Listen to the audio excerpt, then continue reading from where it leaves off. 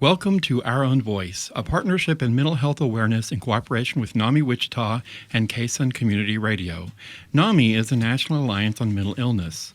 We are the largest grassroots advocacy network for people with mental illness and their family members, with over 800 national affiliates and 15 Kansas affiliates, with Nami Wichita being one of those 15. We provide awareness, support, education, and advocacy for people affected by mental illness. Our purpose here is to provide a community conversation on KSUN Radio that gives insight into what it's like to live with a mental illness. Our intention and our hope is that our program will change attitudes, assumptions, and stereotypes about people with mental health conditions. My name is David Larson. I am very pleased and proud to be your host today, and I am a person living with mental illness. I'm in recovery for major depressive disorder.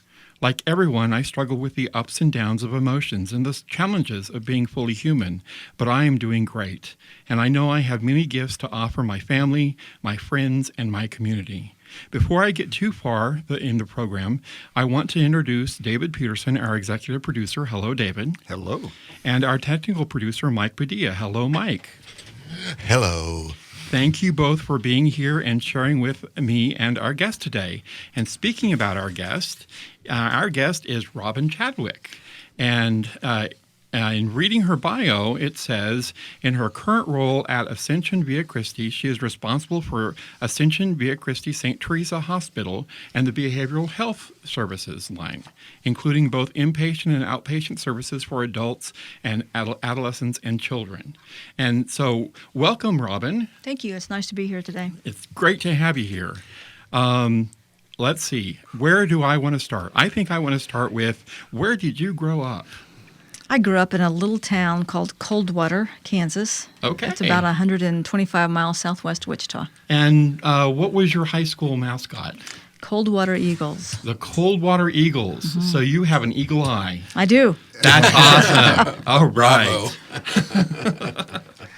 So do you have anyone in your family that deals with mental health conditions?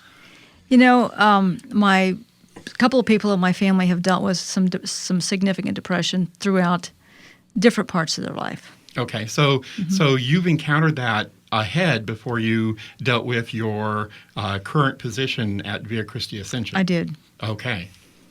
So were you ever suspicious of them growing up? It's not my family of origin. Oh, okay. Yeah. Okay. It's in my immediate family now. Yeah.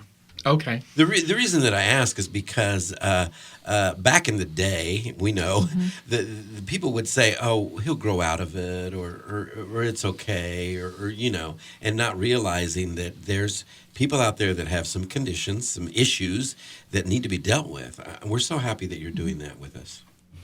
Yeah. So, tell us what is your current role at Ascension?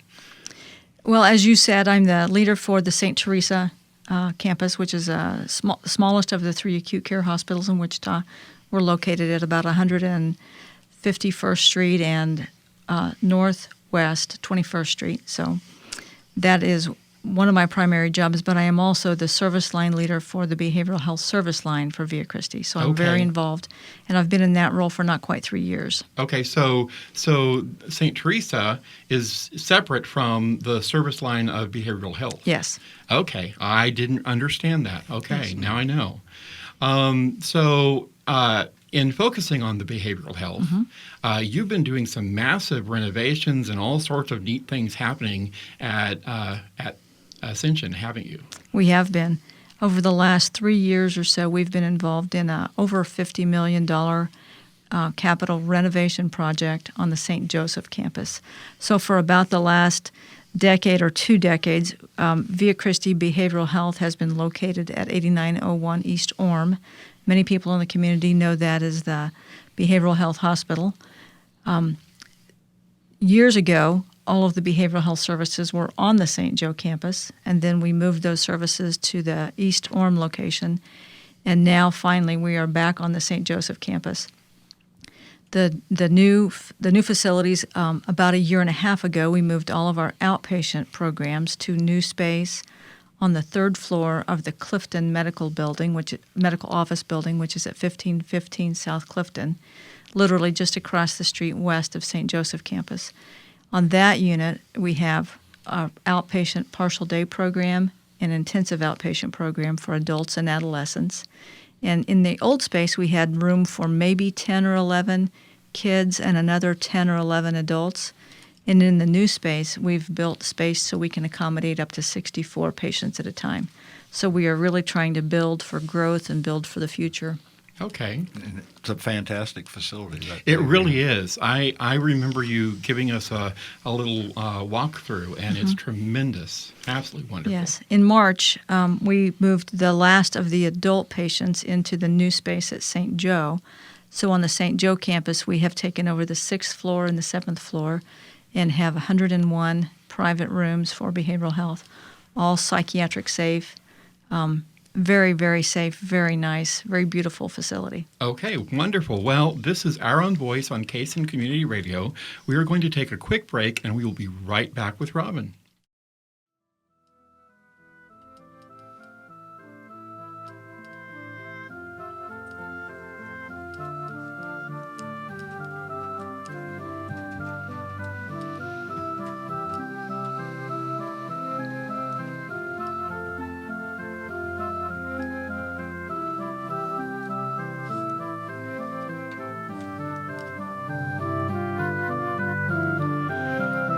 Welcome back to Our Own Voice, a partnership in mental health awareness in cooperation with Nami Wichita and KSN Community Radio.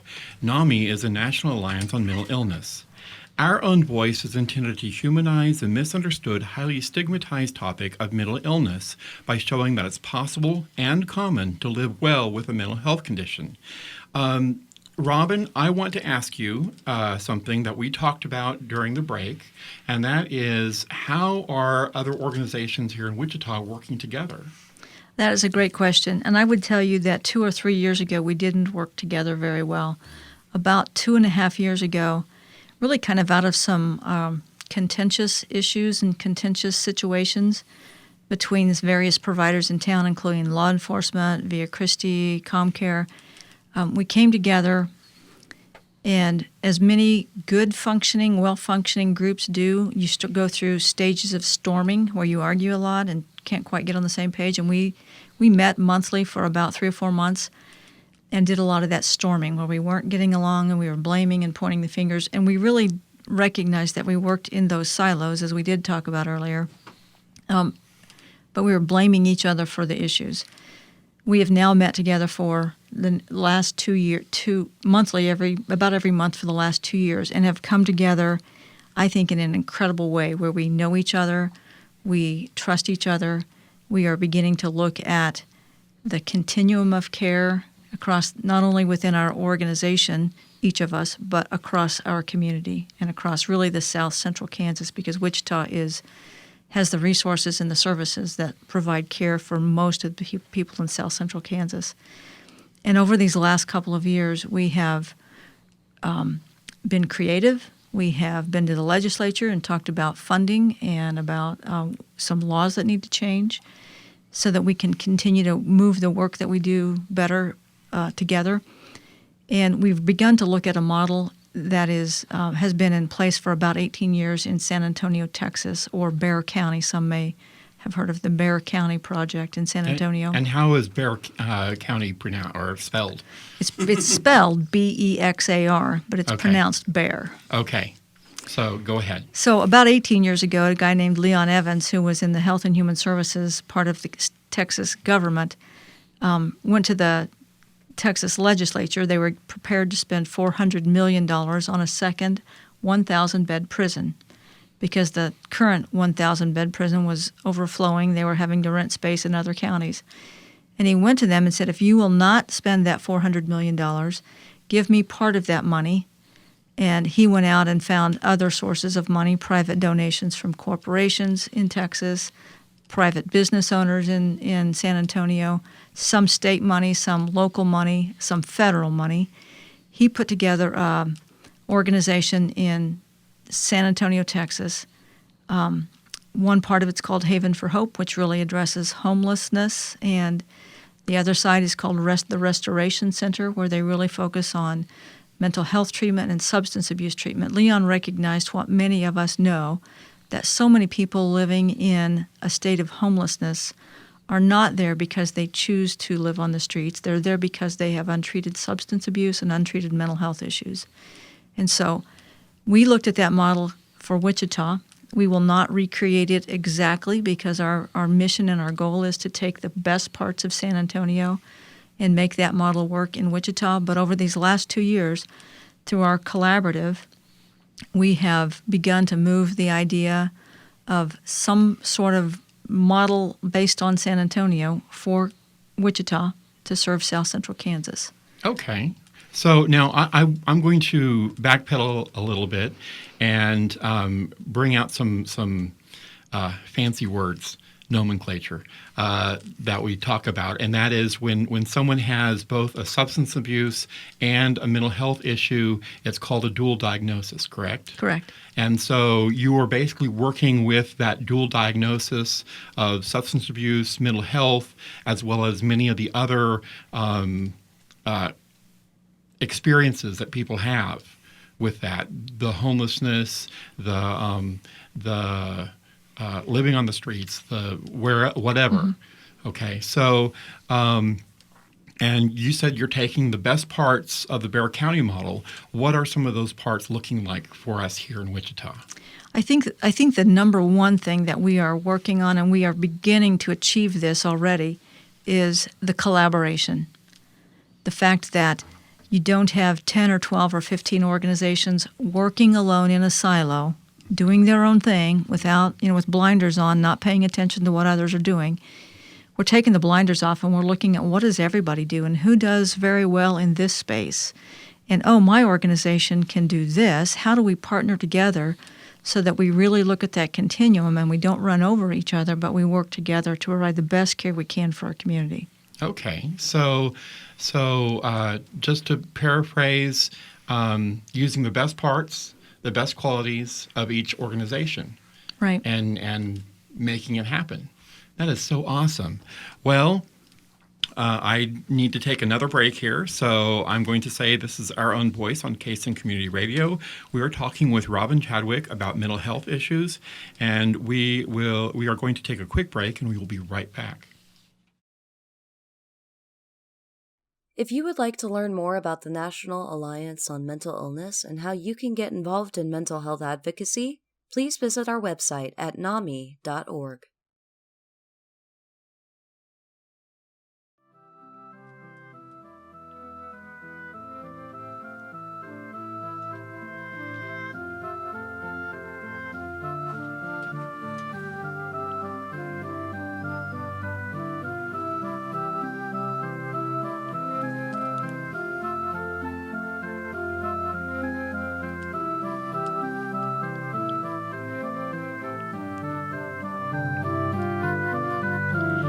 Welcome back to Our Own Voice, a partnership in mental health awareness in cooperation with Nami Wichita and KSN Community Radio. Nami is the National Alliance on Mental Illness. So, Robyn, let's talk some more about Bexar County. What is their structure of how the different organizations are working together down there? That's a great question. I think that I mentioned that there are really two components of it. One's called Restoration Center. And through Restoration Center, they really address mental illness and substance abuse disorders and look at how do we get patients into treatment. They contract with existing hospital organizations in the San Antonio area for inpatient treatment. And then when someone discharges from the hospital, they can enter into this program. Concurrently with that, the other side of the program is called Haven for Hope, and they have homeless services that are all centralized. So they've got 3 different levels of housing or shelter for persons who are homeless. There's outdoor space, which is covered, huge ceiling fans for people who they aren't at the point that they want to go inside. Then they have dorms for men and women with small kids. And then the third level of housing is more transitional living in an apartment. So concurrently, the services are happening, so someone gets inpatient treatment for whatever their presenting illness is. Once discharged, they follow up with outpatient treatment. AA, NA, those organizations meet on this. It's basically I think of it as a small college campus, because one of the beauty of this model is all the services are centralized in one geographic location. On the homeless services side, and it works, as I said, concurrently with the mental health side, is when someone is ready, they are able to enter into job training. So if you think about all the various job training programs that exist in a city, especially of our size, there are several. Those services and that education is available right there where the clients live in this space. There is a mental health clinic, a physical health clinic, a dental clinic, and a vision clinic available. Wow. So all of their health needs are addressed and taken care of. There's job training. For example, there's a food services, so where people who are homeless can get meals there. And part of the training might be that if I'm a client there, I work in the kitchen or I work in the food services somehow, so I come out with some experience and I could potentially get a job in food services. All variety of job training services can happen in this space, to the point that you may come in and go through treatment, be hospitalized, enter into outpatient care, start an education program, move through the various stages of transitional living, be living in an apartment. And, when we all go out on our own and get our first apartment, you've got to have three things. You've got to have first month's rent, last month's rent, and money to make deposits on your utilities to get everything turned on. Yeah. And so one of the things they teach is how do you manage personal finance. So you've got to save money out of your paycheck so you have that amount of money. So when you leave the Haven for Hope, you can go out and rent an apartment, and you've got what you need to do that. I think the thing that has captured my heart and my soul and my passion is I believe every one of us wakes up in the morning and we want to have something to do with our time that is purposeful, that helps something beyond ourselves, helps someone beyond ourselves, and we want to be able to take care of ourselves and our family. And what I see through this program is that's the outcome of all of these services coming together in a space to make it easily accessible, because if you wake up in an apartment somewhere by yourself and you're having a really bad day, it may be simpler to just pull the covers up and stay in bed. But if you're in an environment where there are other people around you, you have the peer support, you have the coaching of the professional staff to say, come on, I know you're having a bad day, but let's go to class anyway. Let's get up and go to that group. Let's go to that meeting. Let's go to therapy.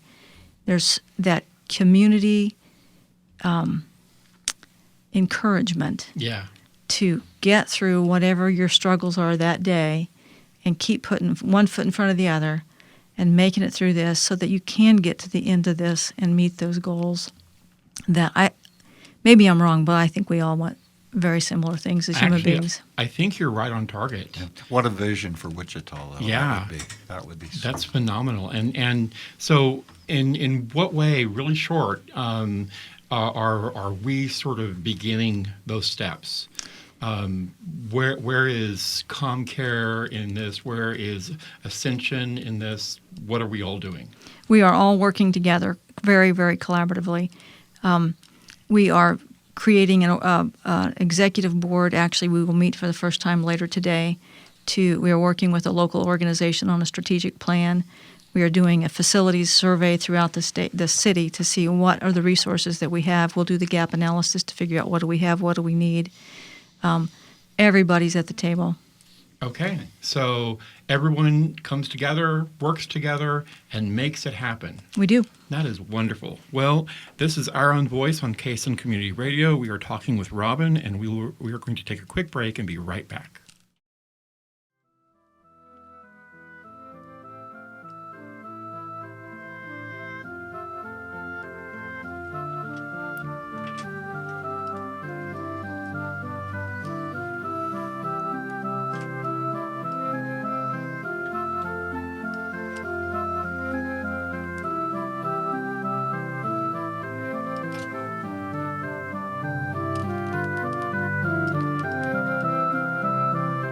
Welcome back to Our Own Voice, a partnership in mental health awareness in cooperation with Nami Wichita and Kaysen Community Radio.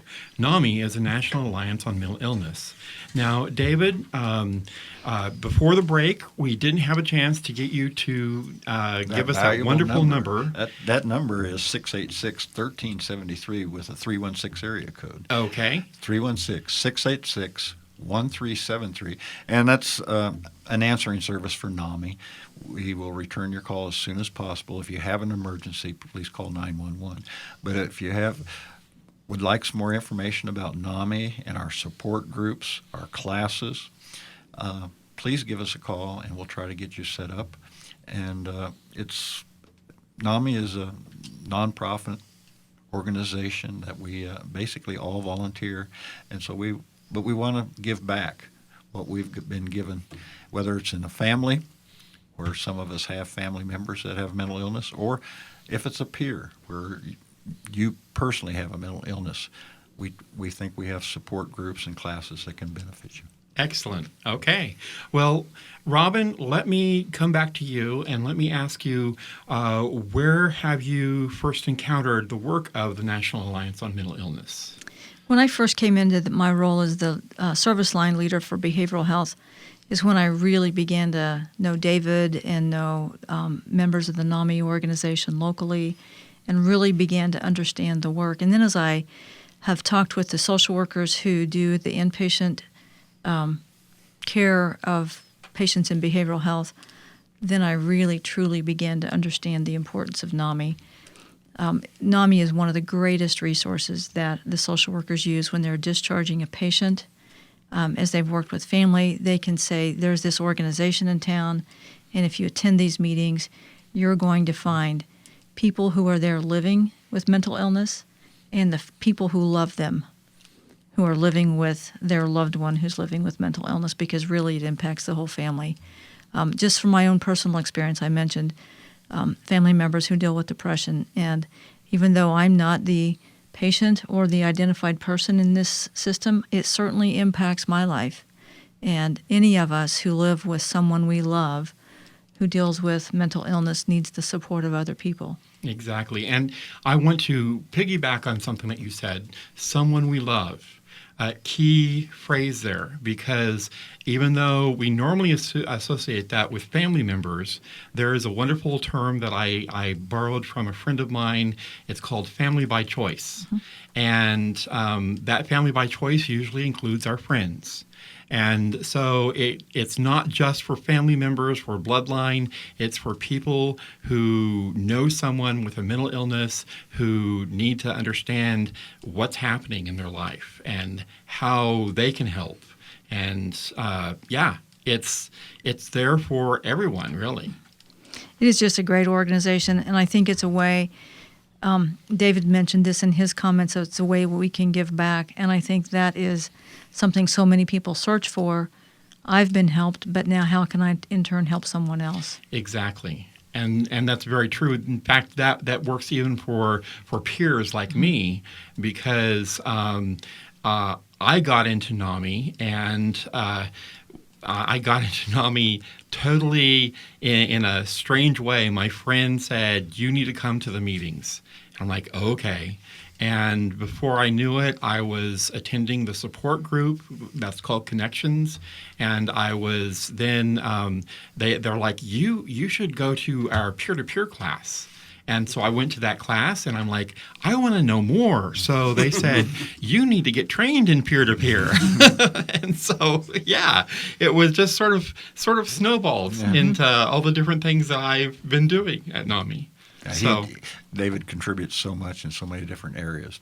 And, well, thank you. And even crafts he gets involved in. Yeah, we have a craft group that we've been doing, and which is something I might note that I learned through something that you mentioned during a break, which is outpatient services. Mm-hmm. When it wasn't in my second hospitalization, it was in my first, that after the hospitalization, I then went to outpatient services and did some adult daycare class. Mm-hmm. And you want to share with us about what that entails? Sure. Partial Day Program is the program you're talking about. And it can be either a step before hospitalization or a step after hospitalization, either way. But partial day program is really exactly what it sounds like. You're not in the hospital, you're just kind of partially there. So it meets from 8 a.m. until 3:30 p.m. every day, Monday through Friday. So partial day is 6 hours of group therapy, 5 days a week. We also have a program called intensive outpatient, which is 3 hours of group therapy, 3 days a week. Okay. That's All right. great that they have those options available. Exactly. And it's very helpful. I know it helped me. And like I said, I did crafts. And they were amazingly helpful in getting me to stop ruminating, stop thinking on And all the focus on things. something else. Yes, exactly. So, well, thank you so much for listening to Our Own Voice on Kason Community Radio. Thank you, Robyn, for talking with us about mental illness and mental health and for all the things happening here in Wichita. All right? Join us for our next Our Own Voice program, and thank you for listening.